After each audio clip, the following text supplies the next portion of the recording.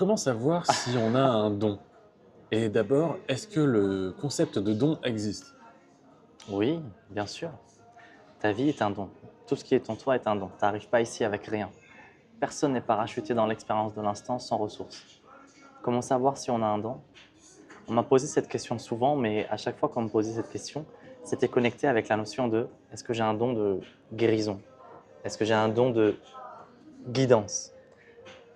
Tu poses une question des followers, je suppose. Oui. Et est-ce que tu as plus de cadre dans la question ou pas?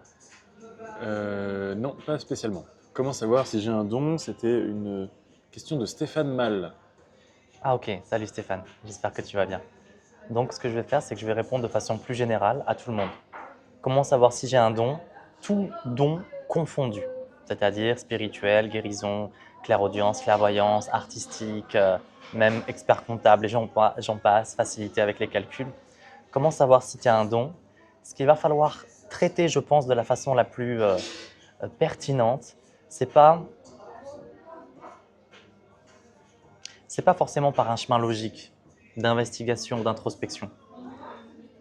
Je te rappelle que l'essentiel d'un chemin spirituel, c'est d'être heureux dès maintenant. La plupart des personnes qui posent la question comment savoir un don, elles posent deux choses. Elles posent la question comment je peux gagner de l'argent grâce à mon don? Comment faciliter ma vie? Et en parallèle, comment je peux du coup avoir une vie plus simple et être plus heureux? C'est pour ça qu'on va aller chercher un don. Et vous avez raison. La lumière, on l'appelle comme on veut, la vie, le soi, le dharma, a mis quelque chose en toi pour que ta vie soit plus facile. Si tu as entendu des discours qui disent oui, mais tu as un don, tu ne devrais pas faire payer, c'est une pensée toxique qui vient d'une limitation. C'est au contraire parce qu'il y a un don en toi que tu dois l'utiliser, parce que en toi, il y a quelque chose de plus simple. Peut-être que pour toi, c'est la guitare ou le chant. Les autres, c'est difficile pour eux, pour toi, c'est facile. Tu n'as pas galéré. Eh bien, fais-en ta vie.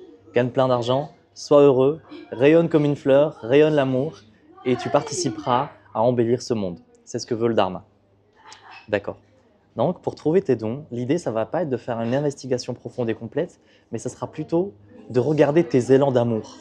Qu'est-ce que tu aimes? Explore dans ce que tu aimes. Si tu chemines en tenant la main à ce que tu aimes, tu verras que ce sera facile.